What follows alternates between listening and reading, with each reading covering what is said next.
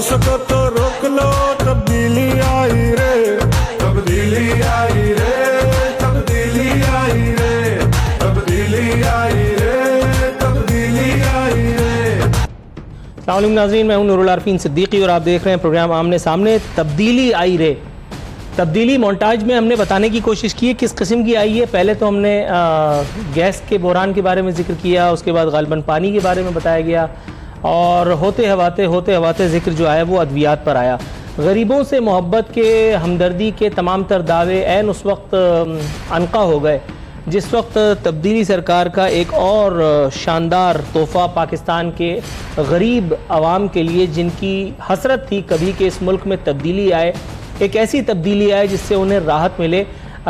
लेकिन शूमीय किस्मत तब्दीली कुछ ऐसी आई है कि पहले गैस, फिर बिजली और अब अद्वियात की कीमतों में इजाफा कर दिया गया। इस वक्त जब मैं आपसे मुखातिब हूँ तो अद्वियात की कीमतों में 8 से 15% इजाफा कर दिया गया है। और ये इजाफा यूं ही नहीं हुआ, ये इजाफा, इस इजाफे के लिए बड़े पापड़ बेले गए हैं। लाइफ सेविंग ड्रग्स जो है पहले मार्केट से गायब की गई हैं, उसके बाद फिर सरकार पर जाहिर है कि जोर पड़ा ड्रग रेगुलेटरी अथॉरिटी पर। तो जाहिर है वो हुकूमत का एक बाजू है, एक उज़्व है, उसमें जाहिर है कि कहीं ना कहीं कुछ ना कुछ ब्रीफ केसेस का तबादला भी हुआ होगा। बहुत ये इसमें कोई ये रॉकेट साइंस नहीं है, मतलब अब किसने क्या किया क्या नहीं किया ये रॉकेट साइंस नहीं है। ऐसा हर दफ़ा होता है, ये पीपल्स पार्टी के दौर में भी हुआ, ये नून लीग के दौर में भी हुआ।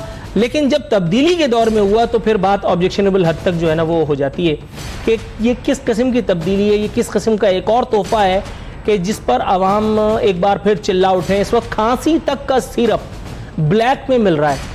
खांसी एक आम सा मर्ज़, एक आम सा मसला है, लेकिन इस आम से मसले की एक ख़ास दवा ये तजवीज़ की गई थी कि मार्केट से तमाम स्टॉक को गायब कर दिया जाए, ज़ख़ीरा अंदोज़ी फरमाई जाए। उसके बाद हुकूमत पे प्रेशर डाल करके, हुकूमत ने भी ज़ाहिर है कि प्रेशर में तो आना ही होता है, अब जिसे मफादात का ज़ोर कह लीजिए, मफादात का खेल कह लीजिए या कुछ भी। आज इसी नौइयत के मौज़ूआत पर गुफ्तगू के लिए मेरे साथ मौजूद हैं पाकिस्तान तहरीक इंसाफ से मोहतरमा कमल शोज़ब साहिबा, चौधरी मंजूर अहमद साहब पाकिस्तान पीपल्स पार्टी की तर्जुमानी फरमाएंगे, हमारे साथ ऑडियो बीपर में मौजूद हैं, और चौधरी मोहम्मद शहबाज बाबर साहब आज हमारे साथ मौजूद हैं, पाकिस्तान मुस्लिम लीग नून की तर्जुमानी फरमाएंगे। अपने तमाम मोअज़्ज़िज़ मेहमानों की आमद का इंतहाई मशकूर हूँ कि आपने हमारे शो के लिए वक्त निकाला। मैम, सबसे पहले मैं आपकी जानिब आना चाहता हूँ, कोई ऐसा जवाज़ फराहम कर दीजिए, मैं कोशिश करूँगा कि उसे हज़म करूँ, कि जिससे ये जाहिर हो जाए कि ये गरीब दुश्मन कदम नहीं है, इसमें कहीं कुछ ब्रीफ केसेस इधर से उधर नहीं हुए, ये ऐन आवाम के वसी तर मफाद में उठाया गया एक ऐसा कदम था जो अगर ना उठाया जाता तो हमारी हुकूमत गिर जाती। जी, thank you very much Noorul Arfeen. बिस्मिल्लाहिर्रहमानिर्रहीम। इसमें ड्रग रेगुलेटरी अथॉरिटी का बात है, और दूसरी बात यह कि जो आपकी इकोनॉमिक सिचुएशन रही है, अब मैं दोबारा कहूँगी, फिर आप कहेंगे कि अब आप सबका हुकूमतों पर डाल रही हैं, उसकी वजह से आपकी जो एक करेंसी इस वक्त डीवैल्यू हुई है और उसके अगेंस्ट डॉलर की कीमत बढ़ी है, उसका डायरेक्ट इम्पैक्ट है जिसकी वजह से ये कीमतें बढ़ी हैं। और अभी मुझे खैर इसके बारे में इतनी कोई कंफर्म इन्फॉर्मेशन नहीं है, इसलिए मैं बहुत ज़्यादा इसके ऊपर आर्ग्यूमेंट नहीं करूँगी। तो मैं अच्छा, ठीक हो गया। लेकिन जी बिल्कुल, ऑडियो आपकी लाउड एंड क्लियर है मैम जी। और वो इकोनॉमिक सिचुएशन जो भी रही है वो आपको पता ही है क्या है, वो आज से नहीं है, 2017 से इंडिकेटर्स पहले ही आने शुरू हो गए थे कि ये जो 5.8 ग्रोथ दिखाई जा रही है नंबर फजिंग करके, या जिस वजह से भी ये बहुत ज़्यादा सस्टेनेबल नहीं है, क्योंकि आपका करंट अकाउंट डेफिसिट उस वक्त भी $20 बिलियन पे था और आपका ट्रेड अकाउंट डेफिसिट भी काफ़ी बड़ा था। मतलब इस तरह की सारी चीज़ें, एक्सपोर्ट्स बहुत कम थी, इंपोर्ट्स बहुत ज़्यादा थी। सो उसका इम्पैक्ट अब ये मैंने आपसे एक दफ़ा ये एनालॉजी ड्रॉ की थी जब मैं लास्ट टाइम भी आई थी आपके प्रोग्राम में, कि अब बहुत सारी चीज़ें जिनको जब आपने छोड़ा है, जो आर्टिफिशियली रोकी गई थी, तो वो अब उस जगह पे जा रही हैं जहाँ उन्होंने जाना है। और जो इस इकनॉमिक सर्जरी की ज़रूरत रही है इतना अरसा, और उसको डिस्प्रिन की गोली से इलाज करने की कोशिश की गई या लोगों को मॉर्फिन के टीके लगाए गए, वो अब एक दफ़ा सर्जरी का दर्द जो है या जराही का दर्द तो बर्दाश्त करना पड़ेगा उसको वापस चीज़ों को ठीक करने में। तो ये आपका जवाब तो मौसूल हो गया मैम। अब ये एक अलग बात है कि इसमें बहुत सी रद्दोकदाएं, बहुत सा तरद्दुद है इसको कबूल करने में, लेकिन बहरहाल मौजू को थोड़ा सा आगे लेके चलते हैं। चौधरी मंजूर साहब, सर ये मुझे बताइएगा, कंटेनर पे से अवामुन्नास को आगाही फराम की जाती थी कि रियासत ऐसी होगी कि जिसपे पूरी दुनिया अशश कर उठेगी, आवाम को तकरीबन मुफ्त में सारी चीज़ें मिलेंगी, पेट्रोल भी 50 रुपये कंटेनर से फराम किया जाता रहा, अद्वियात हों या दीगर सहूलियात ज़िंदगी हों, गैस, बिजली, हर चीज़ मतलब आवाम के लिए इतनी अर्जा कर दी गई थी कि हमें पिछली हुकूमतें बुरी लगने लगीं। उसके बाद ये तब्दीली का जो है वो ख्वाब देखते देखते एक दिन जब आँख खुली तो मंजर कुछ और था। आपके ख्याल में मोहतरमा कंवल शोजब साहिबा ने अब जो दलील दी है जो यकीनन काबिल गौर तो है, लेकिन क्या एक गरीब आदमी जो खांसी के सिरप या लाइफ सेविंग ड्रग के लिए इस वक्त तड़प रहा है वो 3.8 5 पॉइंट समथिंग या पता नहीं और किसी इस तरह की शकील जवाब से मुतमईन हो पाएगा? सर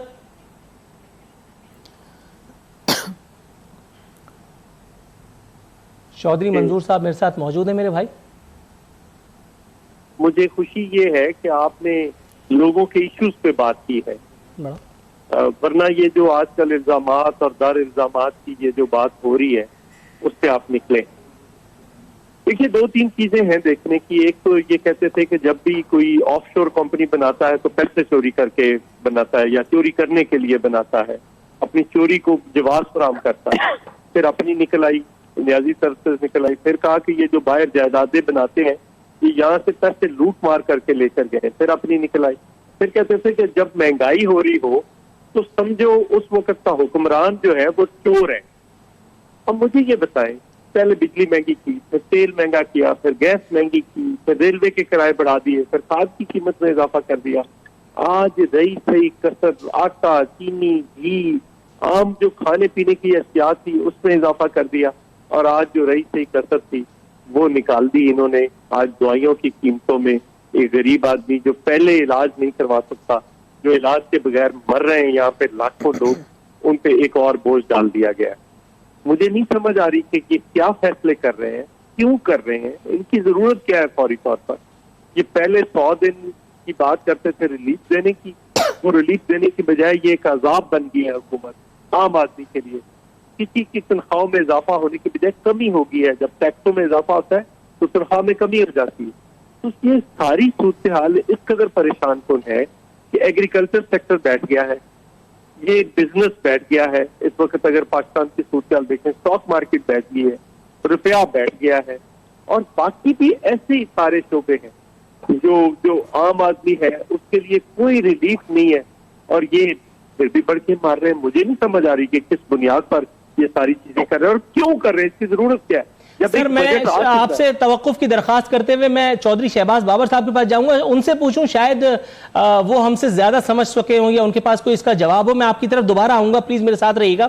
शहबाज साहब, सर ये मुझे बताइएगा, गरीबों से हमदर्दी, उनकी हिमायत, उनकी वकालत के वो तमाम तर दावे, पहले गैस, फिर बिजली, फिर उसके बाद अद्वियात, फाइनली आपके ख्याल में कोई कसर रह गई है सर पाकिस्तान के एक आम आदमी को रिलीफ देने की? वो बातें जिसको सुन सुन करके एक आम आदमी का अब तो हलक कड़वा सा महसूस होने लगा है।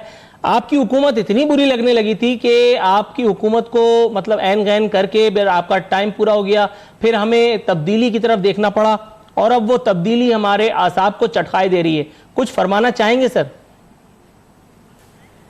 नूरुल आसिम भाई, थैंक यू वेरी मच, आपने मुझे आज बुलाया।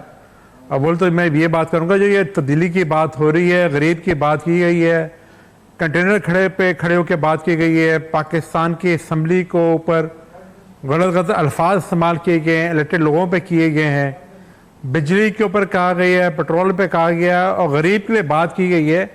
आज लाहौर में आज वाक़या हुआ मुल्तान रोड के ऊपर इंक्रोचमेंट के नाम के ऊपर, इन्होंने इंक्रोचमेंट के नाम के ऊपर वहाँ पे हटाई है इन्होंने। वहाँ पे गरीब आदमी था, बेचारा रेडी फरोश था, उसको धक्के मारे हैं, उस बेचारे की बेरोज़गार ख़त्म किया है, बंदे का वहीं पर ही जान बेचारे की चले, अल्लाह ताला ने उसको दुनिया से उठा लिया है। उसका जिम्मेदार कौन थे, मुझे पूछें आप। ये तब्दीली बातें ये लोग कर रहे हैं, ये गरीबों की बातें करते हैं सारे के सारे खड़े होकर यहाँ पे। इन्होंने तो गरीबों का जीना हराम कर दिया है। इंक्रोचमेंट के नाम के ऊपर गरीबों की जो दुकानें हैं, जो रेडी फरोश है, ये कुछ है, उसको हटा दिया गया है। डीजल कहाँ से कहाँ चले गया, पेट्रोल कहाँ से कहाँ चले गया, गैस आ नहीं रही है, बिजली के बिल आ रहे हैं, बिजली आ नहीं रही है, बिल आ रहे हैं, यूरिया की खाद कहाँ से कहाँ चले गई है, डॉलर कहाँ से कहाँ चले गई। और आज माशाल्लाह जो अद्वियात के आपने बताया बात, वो आपके सामने सब चीज़ें हैं भैया। असल में खाली दावे करने और बातें करने से नहीं होगा, आपको प्रैक्टिकल होना चाहिए। इनके पास टीम, इनके पास कुछ नहीं है, इनके पास कोई बंदे नहीं है, इनको ये नहीं पता कौन क्या कर रहा है।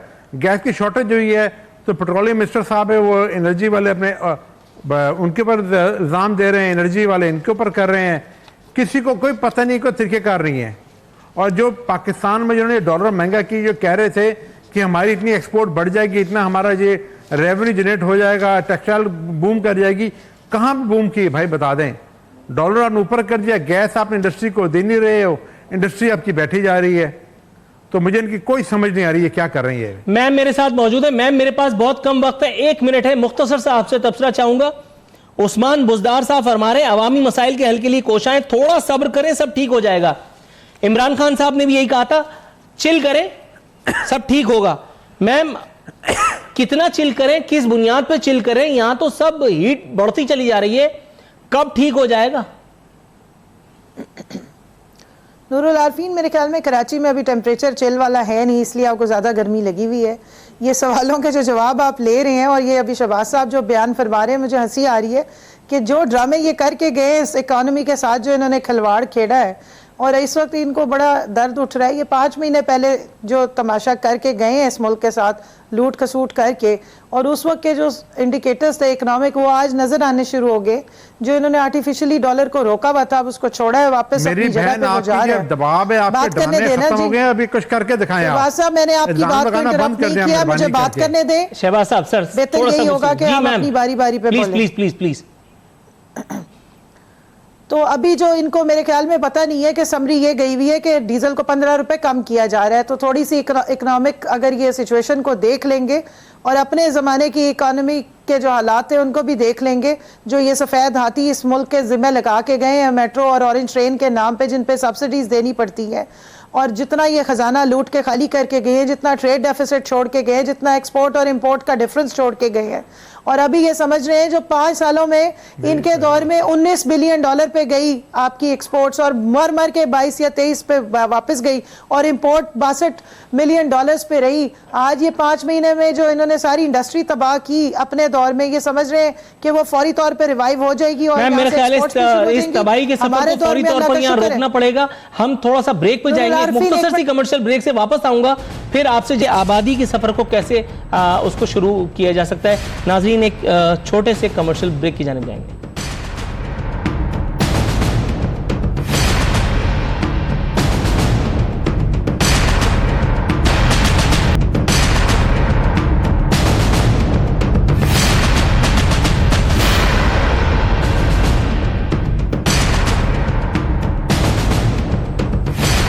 वेलकम बैक नाजरीन। बात हो रही है अवाम दोस्त इन्वर्टेड कॉमास में तब्दीली की, जो अवाम की ही समझ में नहीं आ रही कि किस किस्म की दोस्ती निभाई जा रही है। शहबाज साहब सर, ये मुझे बताइएगा, मिनी बजट की आमद की खबरें भी हैं और असद उमर साहब ने इस जुल्फ पे फपती शबे दीजूर की सूझी, अंधे को अंधेरे में बड़ी दूर की सूझी। एक चुटकुला उन्होंने छोड़ा है, उन्होंने कहा है कि बिजली और गैस की कीमतें सिर्फ अमीरों के लिए बढ़ाई। सर, आपके जानने में ऐसे कितने अमीर हैं जिन्हें असद उमर साहब या उनकी ये कीमतों का बढ़ावा नुकसान पहुंचाया है? क्योंकि मेरे ज़ाती इल्म में ऐसे बहुत सारे गरीब हैं जिनके पेट पर लात पड़ी है इस महंगाई से और इस मिनी बजट की आमद से। क्या फरमाएंगे? नूर भाई, ऐसा बात है, अमीरों की बात तो अमीरों को पता होगा। असद उमर साहब जो हैं ये अमीरों में बैठते हैं, इनको अमीरों का पता होगा। हम तो गरीबों की बात करें कि हम तो ग्रास रूट लेवल के आदमी हैं, हम गरीबों में रहते हैं। गरीब बेचारा पिस रहा है, गरीब बेचारा रो रहा है और गरीब बेचारा सिस्कियाँ दे रहा है। ये दोबारा ये मिनी बजट लेके आ रहे हैं, जो बिजनेस कमेटी है, जो टैक्स के दे रहे हैं लोग, उन्हीं के ऊपर दोबारा बोझ डाला जा रहा है ना, किसी और पर डाला जा रहा है। इन्होंने जो कि जितने प्रॉपर्टी डीलर हैं बड़े बड़े, उन सबको छूटें नहीं दी हुई हैं, वो सारा वहाँ पे काम हो रहे हैं। और बाकी ये बातें कर रही हैं, मेरी बहन ने बात की, डेवलपमेंट की बात की, ये सारी बातें की है। आज सीएम साहब ने माशाल्लाह जाके पंजाब में जो शहबाज साहब ने इंस्टीट्यूट बनाया था, हर एक को पता है, आज उसका जाके इफ्ताह कर रहे हैं। ये इनसे जो है कि इनका भाई ऑरेंज ट्रेन है जो पेशावर, वो इनसे कंप्लीट इनसे नहीं हो रही है। और वो मेट्रो ट्रेन की बात करें, ऑरेंज ट्रेन की जो बात इन्होंने की है, चीफ जस्टिस साहब ने कहा कि ऑरेंज ट्रेन जो है गरीबों के लिए तोहफा है, ये मैं नहीं कह रहा हूँ, चीफ जस्टिस साहब ने ये कहा है। ऑरेंज ट्रेन जो है गरीबों के लिए तोहफा है, इनसे मोटरवे इनसे बनाया कुछ नहीं जा रहा है। मियाँ नवाज शरीफ के गवर्नमेंट में दहशतगर्दी को ख़त्म हुआ है, बिजली का बुरान ख़त्म हुआ है, गैस का बुरान ख़त्म हुआ है। डॉलर 100 रुपये में रखा हुआ था हमने, जैसे भी रखा हुआ था हमने रखा 100 रुपये के ऊपर। आप उसको ये ना करें, दुनिया की मोडीज हैं, बाकी तमाम एजेंसीज हैं, वो कहते हैं पाकिस्तान तरक्की कर रहा है, स्टॉक एक्सचेंज बेहतर जा रही थी। इनके कहने से कुछ नहीं होता भाई, ये जो मर्जी कहें, असल में फिगर सारी हैं, कोई किसी चीज़ छुपी नहीं है पिछले 5 साल की कारकर्दगी में, और इनके आगे वाले आने वाले वक्तों में क्या ये कर रहे हैं। इनको बोलें कुछ करके दिखाएं। अभी बहुत वक्त हो गया, आपने लगा दिया जी ये हो गया वो हो गया, जाने वाली हुकूमत ये कर गई है, हम वो कर गई है, इल्जाम तराशें लगा रही हैं, उसके टाइम गुजर गया। फिर सर, आज बल्कि इसी तब्दीली का रोना मेरा ख्याल है सिंध असेंबली में भी रोया गया है बाकायदा। वहां पे तो कोरस में गाना चल रहा था तब्दीली का। बताया जा रहा है कि सिंध असेंबली में गैस की बदतरीन लोड शेडिंग पर शदीद एहतजाज, करारदाद तक मंजूर हो गई है और मुराद अली शाह साहब फरमा रहे हैं कि सिंध का जो जायज हक है वो उसे दिया जाए। मुतालबा इतना ज्यादा कोई गैर माकूल भी नहीं है, खासा समझ में आने वाला मुतालबा है। चौधरी मंजूर साहब, सर अगर आप मुझे सुन सकते हैं तो ये मुझे, सॉरी चौधरी साहब की लाइन ड्रॉप हो गई। मैम ये मुझे बताइएगा, जब तक मैं आपकी तरफ आ जाऊं, ये मुझे बताइएगा इसहाक डार साहब ने उनके खसाइल और उनके अयूब पे मत चले जाइएगा वरना प्रोग्राम ड्रैग हो जाएगा। मैं असद उमर की ज़ात के गिर्द घूमना चाहता हूं। उन्हें एक मसीहा के तौर पर पेश किया पीटीआई के सोशल मीडिया विंग ने। बताया गया कि अब एक ऐसा जादूगर हमारे पास है कि जो जादू की छड़ी घुमाएगा और सब कुछ अच्छा हो जाएगा। वो पेट्रोल जब वो अपोजिशन में थे और 50 रुपए में बेचने पे तुले हुए थे, आज वो 50 रुपए पे क्यों नहीं आ पा रहा? डॉलर की कीमतें जैसे भी जादू करके, हाँ अब चौधरी मंजूर साहब लाइन पे आ गए, सब थोड़ा सा तवक्कुफ फरमाएं। ये मुझे बताइए मैम, कुछ भी किया था, डॉलर की कीमतें मसनूई तौर पर रोकी थी, सब कुछ था, लेकिन आवाम को रिलीफ था, जैसा तैसा भी सही। अब वो उसके लॉन्ग लास्टिंग इंपैक्ट चाहे कुछ भी हो, मुझे भूल भुलैयों में मत उलझाइएगा।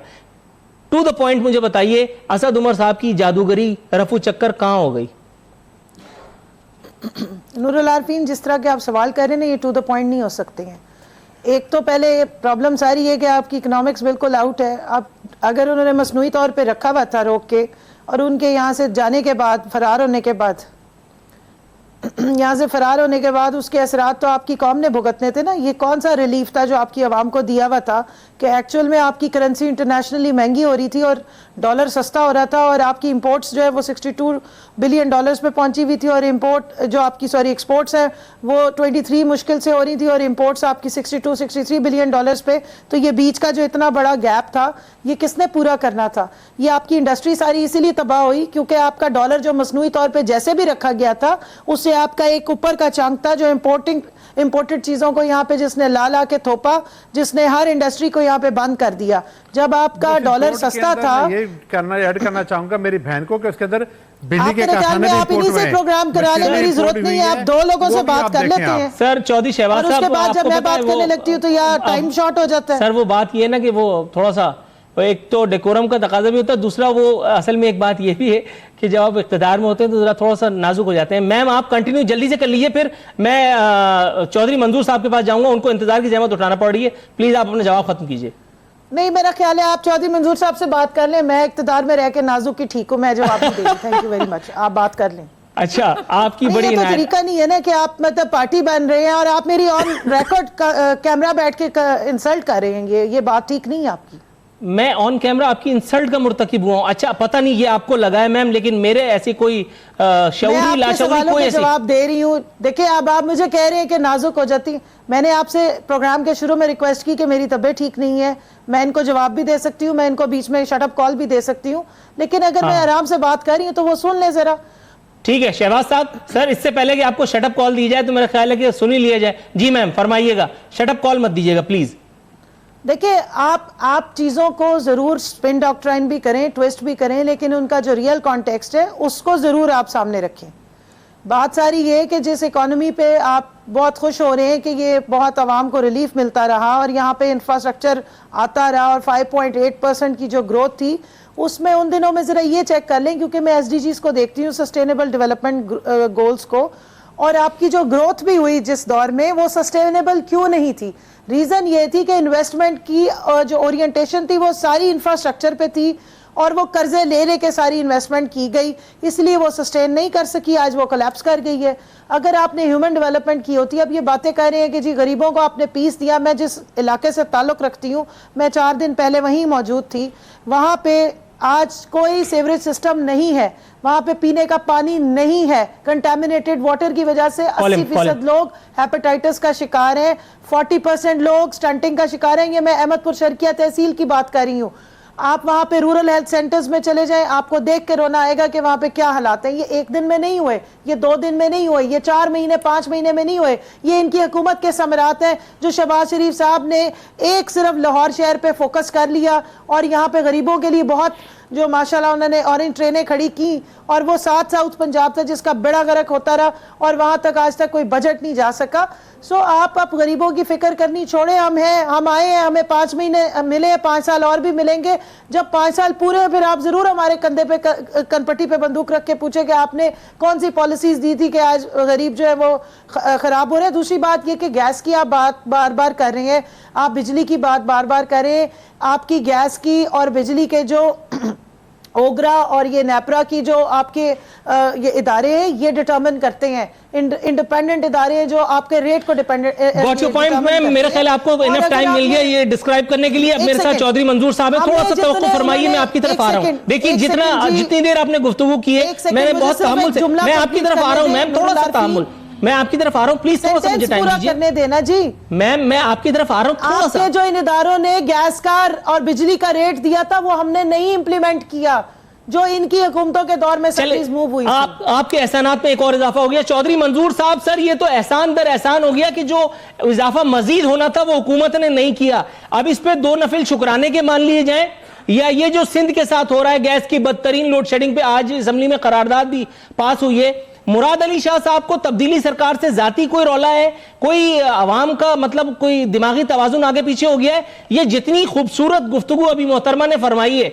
जिसमें से 95% बकौल उनके मेरे सर के ऊपर से गई है, टेक्निकलिटीज में उलझा करके इन्होंने जो खुशगुमानी में मुझे मुब्तला करने की एक नाकाम कोशिश की है। सर आपके ख्याल में मैं इनका ये चूरन क्यों ना खरीदूं? नहीं, बिल्कुल आप खरीदें जितना ये बेच सकते हैं, लेकिन सवाल ये है कि सिंध को अब इनके वजीर साहब ने कहा कि उनके हिस्से का पानी नहीं दिया जा रहा सिंध को। फिर सिंध के जो गैस पैदा कर रहा है, इस वक्त 70% से ज्यादा गैस सिंध पैदा कर रहा है और वहां पे गैस नहीं है। जो कानून का आइन कहता है आपका फर्स्ट राइट जो है वो सूबे का है जो सूबा पैदा करता है। तीसरी बात, जो बिजली है वो गैस से भी पैदा होती है, उसकी लोड शेडिंग है 18 घंटे। अभी कल ही सिंध असेंबली ने यूनानिमस वहां पे रेजोल्यूशन पास किया है गैस के ऊपर। इनके एमपीए भी साथ खड़े हो गए, क्योंकि जब उनका इशू आएगा एक सूबे का या वहां के लोगों को इशू आएगा तो ये कैसे कहेंगे। अब सवाल ये है कि ये किसने लिख कर दिया इनको कि ये इतना महंगाई होनी थी, हमने इतनी नहीं की। ये कहाँ पे लिखा हुआ है? ये तो कहते थे कि नहीं करनी, हम तो बाहर से डॉलरों की बारिश हो जाएगी, यहाँ पे हम नीचे से टैक्स बेस को बढ़ा देंगे, हम टैक्स को इजाफा नहीं है, टैक्स में कमी करेंगे, महंगाई को कर्टेल करेंगे। अब हालत ये है कि तमाम के तमाम सेक्टर्स बैठ गए हैं, बिजनेस बंद हो गए हैं, कोई काम हो नहीं रहा इस मुल्क के अंदर, और इन्हें खुद पता भी नहीं है। चलो पता मुझे भी हो सकता पता ना हो, लेकिन मैं ये अगर हट दर्मी पे आ जाऊं कि मैं कोई अकल की बात सुनने के लिए भी तैयार ना हूं, तो फिर ये जाती इनका इशू है, ये मुल्क को कोई बड़ा नुकसान पहुंचा सकते हैं। ये तो बिल्कुल एक नाअक्बत अंदेश किस्म के हुक्मरान आ गए जो ना खुद उनको पता है ना किसी की बात सुनने के लिए तैयार है, बस एक राट लगाई हुई है, उस पे खुद फंसते चले जा रहे हैं। सिंध में तो पिछले 10 सालों से मैम उनकी बात जरा कंप्लीट होने दीजिए, मैं आपकी तरफ आता हूँ। जी सर, ये पूछ लेना, ये हुक्मरान तो ये भी है मुझे प्लीज मुझे पूछने दीजिए, 11 सालों से है। मैम देखिए अब जी सर। अच्छा, अब सवाल ये है कि ये चीजें इनको नहीं समझ आ रही तो क्या हर्ज है? ये कमेटीज जो होती है, पार्लियामेंट जो है वो कमेटीज के जरिए इसलिए चलती है कि वहां पे लोग पार्टीजन नहीं होते। कमेटीज के अंदर, हाउस के अंदर पार्टीजन होते हैं, कमेटीज के अंदर नहीं होते। वहां पे आप डिबेट करते हैं, बहस करते हैं, चीजों को थॉरली डिस्कस करते हैं और वहां पे जो भी अपोजिशन मेंबर्स की या किसी भी मेंबर की अच्छी तजवीज आती है उसको एक्सेप्ट किया जाता है। ये ना कमेटीज बनाने के लिए तैयार है, ना कमेटीज चलाने के लिए तैयार है, ना कोई काम करने के लिए तैयार है। और हर चीज में जिस पे वो गालियां देते थे, रोज जिस पे रोज नई नई गालियां इजाद करते थे, उन गालियों पे खुद फंसते चले जाते और इनको कोई समझ नहीं आ रही। चौधरी शहबाज बाबर साहब, सर ब्रेक पर जाने से पहले मैं आपका एक व्यू पॉइंट थोड़ा सा लेना चाह रहा हूं। ये मुझे बताइएगा सर, ये जितनी भी स्टैटिस्टिक्स का गेम अभी खेला जा रहा है, ये कोई नया खेल नहीं है, ये बहुत पुराना काम है। मतलब आपने भी विदाउट ड्यू रिस्पेक्ट अपनी हुकूमतों में यही सब किया, पिछली हुकूमतों ने भी यही सब किया। जब नाम पूछा जाए तो शनाख्ती कार्ड नंबर बता के और उसके बाद निकल जाते थे। सर ये मुझे बताइए, अवाम की किस्मत में यही सब चीजें क्यों हैं? टेक्निकलिटीज में उलझा करके, आदाद और शुमार के हेर फेर से अवाम को बेवकूफ बनाने का सिलसिला, ये जो पुश्तैनी सियासत है, ये कब खत्म होगी? कोई भी सियासी जमात, please pardon me saying so, अपनी इस रविश को तर्क करके हकीकी अवामी मसाइल के इदराक का जो फरीजा है वो कब अंजाम देगी? सर नूर भाई, मैं ज़्यादा नंबर की गेम में नहीं जाऊंगा। मैं सिर्फ ये आपसे बात करूंगा कि बाकी चीज़ों को छोड़ लें। आप खुद कंपैरिजन कर लें। पिछले 5 साल के अंदर आटे की कीमत क्या थी, गैस की कीमत क्या थी, बिजली की कीमत क्या थी, पेट्रोल की कीमत क्या थी, सब्जी की कीमत क्या थी, चीज़ों की कीमतें क्या थी, और कीमतें ऊपर चले गई हैं। या हम ये नहीं बातें करते कि हमने किया, किसने किया, चीज़ हर एक के सामने है। मैं बोलूँ जी इकोनॉमिक्स के ऊपर यहाँ पे ये आया तो वो आ गया तो ये आ गया, ये सारी की सारी गिमिक्स हैं, ये बातें हैं।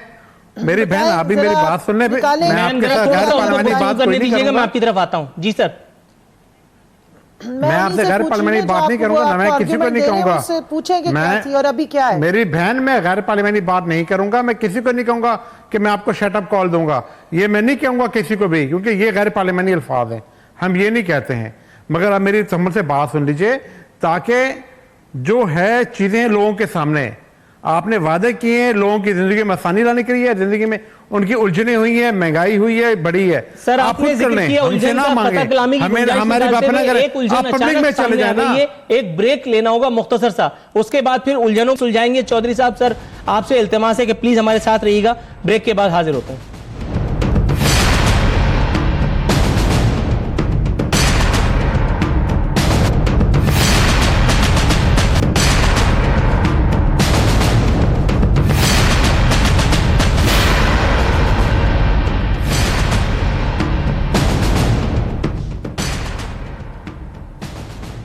वेलकम बैक नाजरीन। बदस्तूर हमारे मेहमान हमारे साथ मौजूद हैं। अब आज की सबसे ब्रेकिंग अपने तौर पे ख़बर को ज़रा तस्करा करते चलें। एक बड़ा खूबसूरत सा ट्वीट है, थोड़ा सा शेयर करता चलूँ। इन्होंने जरदारी साहब का एक फ्लैट वो निकाला जो वो बेच चुके थे, और जवाबन पीपल्स पार्टी ने फराखदिली का मुजाहरा करते हुए अलीमा बाजी की अमेरिका में पूरी बिल्डिंग निकाल कर दे दी। मैम ये फरमाइएगा कि एक मीडिया ग्रुप ने आपसे दुश्मनी निकालते हुए एक सहाफ़ी ने खुसूसी तौर पर एक बाईलाइन भी जारी की है।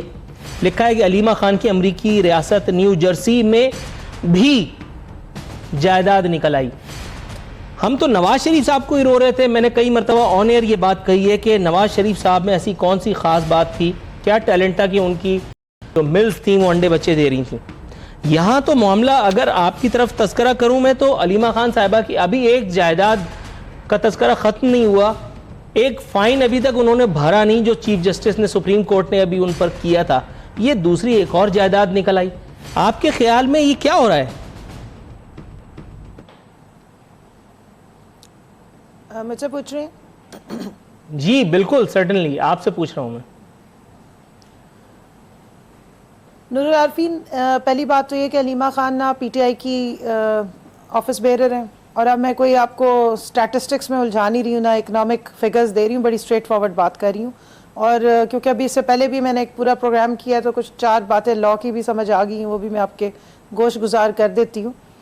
ना वो MNA है, ना वो MP है, ना वो ऑफिस बेरर हैं। हाँ, बिजनेस वुमेन ज़रूर है। कॉटन एंड कॉटन एक ब्रांड है जो बहुत अरसे से वो रन कर रही हैं। अब उनका जो मनी ट्रेल की जो कंपैरिजन होती है नवाज शरीफ का और अलीमा खान का, वैसे तो कंपैरिजन ही नहीं बनता।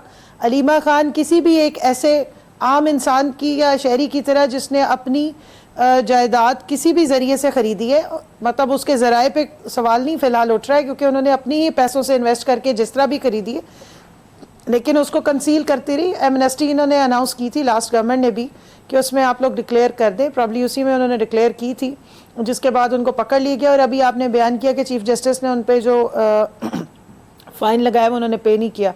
चीफ जस्टिस साहब ने उन पर दोबारा फ़ाइन लगाया था, पहले भी एक दफ़ा वो फ़ाइन जो एक लॉ के मुताबिक उनको एक शहरी होने की हैसियत से अगर उन्होंने यहाँ पर अपनी जायदाद डिक्लेयर नहीं की, और ये याद रखिएगा कि उन्होंने कोई इलेक्शन कंटेस्ट नहीं किया, हमारी तरह उन्होंने इलेक्शन कमीशन में जाके पेपर जमा नहीं कराए हुए, इसलिए उनके साथ वो लॉ की या ऑफिस बेरर होने की या जो हम लोग पब्लिक ऑफिस होल्डर्स है, हम लोगों के ऊपर एक लॉ है, एक एक्ट है जो पूरी दुनिया में इम्प्लीमेंट होता है, 9A5 समथिंग करके उसको वो बनता है, क्योंकि पब्लिक ऑफिस होल्डर को अपने इसमें असासे डिक्लेयर करने होते हैं इलेक्शन कमीशन में भी, और इस दफ़ा इन्होंने एफिडेविट दिया था जो हमने सुप्रीम कोर्ट में भी जमा कराया है। और हर साल 31 दिसंबर को हमें अपने असासे दोबारा टैक्सेस देने होते हैं।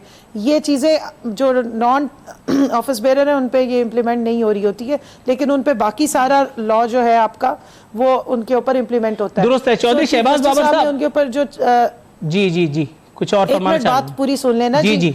जो उनके ऊपर जो पहले लगाई थी जो उन पे फाइन वो पे कर चुकी है, और अब जो निकला है उसका भी वो जाहिर है जिस तरीके से जो लॉ उनको बताएगा वो अपना मनी ट्रेल भी देंगी कि बाहर उन्होंने जो अपने जो एक्सपोर्ट्स करी थी वहीं की वहीं उन्होंने अपनी खरीदी है, क्योंकि टैक्स का लॉ जो है वो खासा कॉम्प्लिकेटेड है, और एक आम जो नॉन पब्लिक ऑफिस होल्डर बंदा होता है मोस्ट प्रॉब्ली उसमें कई दफा वो मार खा जाते हैं कि उसको उस तरीके से डिटरमिन नहीं ठीक हो गया। Got you point. Chaudhary Shahbaz Babar साहब सर ये मुझे बताइएगा, बड़ी वजाहत के साथ मोहतरमा ने बयान फरमा दिया कि no comparison between Nawaz Sharif and Aleema Khan. अच्छा, अब ये मुझे बताइए हुजूर कि यहाँ तो बात हो गई साफ, ये जो 18 खुफिया अकाउंट्स की बातें चल रही हैं, मेरा ख्याल है फिर इसे भी हमने लाइटली लेना चाहिए। उन अकाउंट्स में भी ना मतलब उनका तस्करा मकसूद होगा कहीं, ना उसमें कोई ऐसी कोई ऑब्जेक्शनेबल बात होगी। वो जो पीटीआई के 18 अकाउंट्स का तस्करा आज सुबह से चल रहा है, वो डिनाइल हो गया है, वो स्टेट बैंक ने उसको क्लियर कर दिया है। नूरुल आरफीन, वो स्टेट बैंक ने उसके ऊपर अपना कल स्टांस दिया है कि वो गलत खबर है, वो इस तरह की कोई बात ही नहीं एग्जिस्ट करती। अच्छा, दुरुस्त है। अच्छा सर ये मुझे बताइएगा, स्टेट बैंक ऑफ पाकिस्तान के डिनाइल के बाद फवाद चौधरी साहब या हुकूमती कोई तर्जुमान जो बात बात पर प्रेस कॉन्फ्रेंस करने और आवाम के दुखों पर अपने तौर पर मरहम रखने के लिए दर्शन देते, आपके ख्याल में इस एक वाज़े तरीन, अब मोहतरमा ने चूंकि मुझे बताया है तो इसलिए मैं उनके अल्फाज में बता रहा हूं, बायस किस्म की बायलाइन पर इस पूरे मीडिया ग्रुप के खिलाफ कोई कार्रवाई बनती है?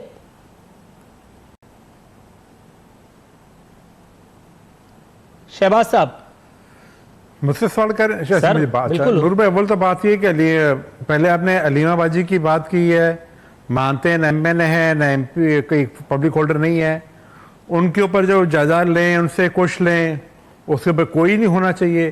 तो मरीम नवाज को किस चीज़ की सज़ा मिल रही है, हुसैन नवाज को किस चीज़ की सज़ा मिल रही है, हसन नवाज को किस चीज़ की सज़ा मिल रही है? जब ये बातें करें, इनका छोटा सा कारोबार है, मुझे नहीं पता क्या कारोबार है, क्या लेवल उनका है। अभी बताओ। नहीं, पहले उनकी पूरी बात हो जाए फिर मैं आप तक आता हूं। जी सर, आप उनका कारोबार है, मुझे नहीं पता किस लेवल का कारोबार है, क्या कारोबार है। जिस जमाने में इमरान खान साहब क्रिकेट खेलते थे, कॉलेज में जाते थे, उस जमाने में मियाँ शरीफ साहब करोड़ों की जायदाद थी, उनका करोड़ों का कारोबार था। इसमें किसको चीज छुपी तो नहीं, हर एक को पता ही है। वो उस टाइम से कारोबार करें और उस कारोबार के तहत उस कारोबार में करते हुए उन्होंने लंदन में अगर 2 अपार्टमेंट लिए या नहीं लिए, जो भी है, जिस भी तरीके से जो भी है, वो तो नहीं, बड़ा वो करप्शन आ गई है। इनकी अगर बहन ने जाके ले ली है तो बिल्कुल पाक साफ, उनका ताल्लुक कोई नहीं है जनाब। उसमें मियाँ नवाज शरीफ का ताल्लुक है बताएं मुझे आप। और बाकी ये बातें कर रहे हैं, ये उनको उठा के हर चीज़ के सामने आते हैं, डिनाइल करते हैं। अभी स्टेट बैंक ने जो दी है, हम तो कहें स्टेट बैंक तो गवर्नमेंट को फेवर कर रही है। स्टेट बैंक है वो गवर्नमेंट के अंडर है, वो आता है। वो अगर कोई ऐसी इंफॉर्मेशन आई है, पहले ऐसी लीक क्यों हुई है पता चले। मैं जरा मोहतरमा के पास जाऊं। मैम ये मुझे बताइएगा, कल एक बाकायदा पूरा करंट अफेयर का प्रोग्राम, एक पूरी बज़्म सजा करके और ये बाईलाइन के ऊपर, इस एक मौजू के ऊपर, जी अलीमा खान फलाना फलाना फलाना, खबर मैंने कल भी सुनी थी, लेकिन चूंकि जवाब दे देती हूँ ना, मैं आपको बता देती हूँ। आप मुझे ये बताइए, इसे खबर की तरदीद तो आपने फरमा दी, बता दी आपने। एक मिनट, मैं इन पर्टिकुलर एक सवाल करना चाहूंगा। सवाल का जवाब दे दूं ना? नहीं मैम, सवाल मैं पूछूंगा मैम, सवाल तो मैं पूछूंगा, वो तो अपना तस्करा कर रहे थे, उसको गोल कीजिए। अभी ये मुझे बताइएगा, पहले मेरी बात का जवाब दे करके किया ना, उन्होंने सवाल उठाए हैं मैम, पहले मेरे सवाल का जवाब दे करके, और अब आप थोड़ा सा मुझे भी तो जरा स्पेस दीजिए ना, प्रोग्राम मेरा है, जरा थोड़ा सा डेकोरम हमें भी थोड़ा सा रखना आता है। ये मुझे बताइए, इस एक पर्टिकुलर मीडिया ग्रुप के खिलाफ, इस एक प्रोग्राम के खिलाफ, इस एक बंदे के खिलाफ, इस एक रिपोर्टर के खिलाफ आप कोई स्टेप लेने जा रहे हैं, या यही सूखी फीकी एक मरियल सी प्रेस रिलीज पे स्टेट बैंक ऑफ पाकिस्तान की काम चला लिया जाएगा? मेरा ख्याल है कि कर रहे हैं उसको, क्योंकि मैं, हमारा एक पार्लियामेंट्री ग्रुप है, उसमें प्रॉब्ली इसको शेयर किया गया था। मैंने वैसे फॉलो नहीं किया था क्योंकि मैं ट्रैवल कर रही थी, तो लेकिन उसके ऊपर कुछ इस तरह की खबर, क्योंकि ये काफ़ी सीरियस नौयत की खबर दी है, तो उसके ऊपर कोई एक्शन लिया जाएगा। बाकी जो ये बात अभी अलीमा खान से कनेक्ट कर रहे हैं, खान साहब को, तो इन्होंने अभी MNA बनने से पहले इलेक्शन कमीशन में अपने फॉर्म जमा कराए होंगे, एफिडेविट में वो पूछते हैं कि आपके डिपेंडेंट्स कौन है, और आपकी हस्बैंड का या वाइफ का और आपके बच्चों के बारे में पूछा जाता है। आपके बहन भाइयों की जो प्रॉपर्टीज़ हैं उनके बारे में नहीं पूछा जाता है इसमें, जो आपने एफिडेविट जमा कराना होता है। दूसरा ये कि प्रॉपर्टी अलीमा खान की निकली है, उनके ऊपर रिस्पॉन्सिबिलिटी आती है कि वो उसको प्रूव करें। खान साहब के ऊपर नहीं निकली, जो MNA सिटिंग और प्राइम मिनिस्टर हैं। सो चीज़ों को, और नवाज शरीफ साहब के डिपेंडेंट्स में उनकी औलाद शामिल है। ये अभी इन्होंने एफिडेविट भरा है, इनको अंदाज़ा होगा कि आपने अपनी बीवी और बच्चों के आप जिम्मेदार होते हैं, और अगर फीमेल हो तो अपने हस्बैंड और अपने बच्चों के बारे में पूरी इंफॉर्मेशन देते हैं। इस हवाले से मरियम नवाज उनकी बेटी है, हसन और हुसैन नवाज उनके डिपेंडेंट्स थे, और नवाज शरीफ साहब इस मुल्क के 3 दफ़ा प्राइम मिनिस्टर रह चुके हैं, तो इसीलिए उनका कंपैरिजन इधर नहीं बनता है। और खान साहब की अगर डायरेक्ट कोई निकलती और उनकी फिर कोई फैमिली का मेंबर इन्वॉल्व होता तो फिर आप कनेक्ट करते। इस हिसाब से वो एक इंडिविजुअल सिटीजन है, और आपको पता है कि बहुत सारे 60-65 साल की उम्र में बहन भाई अगर पॉलिटिकली वो शेयर नहीं कर रहे एक प्लेटफॉर्म को, तो आप एक भाई या बहन के ऊपर उस तरह से इल्ज़ाम नहीं लगा सकते अनलेस एंड अनटिल कि वो पॉलिटिकल स्टेक होल्डर होती, पार्टी में एक्टिव मेंबर होती, या कोई उन्होंने अपना इलेक्शन लड़ा होता, या इस तरीके से आपको टिकटें देती हुई, जैसे फरियाल तारपुर साहिबा हैं, वो एक एक्टिव पार्टी की मेंबर है और डिसीजंस में साथ बैठती हैं, उस तरह का उनका कोई रोल नहीं है। इसलिए मेरे ख्याल में इस वक्त इसको कनेक्ट करना बिफोर टाइम होगा। अगर कोई इस तरह का निकला, और JIT की जहाँ तक आप ये बात कर रहे हैं, नवाज शरीफ साहब पे 2016 में केस बना और 2018 में जाके अच्छा, मैं आपकी बात को खता कलामी करने की अब बबांगे दोहल जुर्रत करूंगा, क्योंकि मैंने JIT की कोई बात ही नहीं की। JIT की बात अब मैं करने जा रहा हूं चौधरी मंजूर साहब से। सर ये मुझे बताइएगा चौधरी साहब, ये 18 खुफिया अकाउंट्स को पीपल्स पार्टी ने टेकअप किया इस एक इशू को, और JIT बनाने का मुतालबा कर दिया। ये JIT दर JIT दर JIT और दर JIT, आपके ख्याल में ये कितने दर और खोलेगी पाकिस्तानी आवाम के लिए उलझाव के? क्योंकि ऐसी पता नहीं कितनी JITs के ऊपर पता नहीं कितनी सारी होप्स लोगों की लग जाती हैं। TV चैनल्स ट्रांसमिशन प्लान कर लेते हैं, लोग दिन गिनने शुरू कर देते हैं, और उसके बाद फिर ये एक जवाब सुनने के लिए मिलता है, एक बयान आता है अखबार में कि JIT कोई आसमानी फरमान नहीं है। सर ये JIT की हैसियत क्या है फिर? अच्छा देखिए, दो बुनियादी, एक तो मुझे नहीं पता मेरे दोनों साथियों ने क्या कहा है, मैं तो आपकी मोहब्बत में प्रोग्राम में बैठा, मुझे बता भी दें कि उन्होंने कहा क्या है, मुझे कुछ नहीं पता, मैं लेकिन आपके सवाल का जवाब देता हूँ। देखिए फर्क क्या है, अलीमा खान साहबा का जाती तौर पर मुझे बड़ा एहसास है, मुझे सारी खवातीन का, क्योंकि हम मोहतरमा बेनजीर भुट्टो के कारकुन हैं, पार्टी में ट्रेनिंग हमारी उन्होंने की थी, खवातीन के एहतराम की बात की है आप, मरियम नवाज साहबा के बारे में बात की थी, तो उन्होंने जो उस पर रिएक्ट किया था वो आप सबके सामने।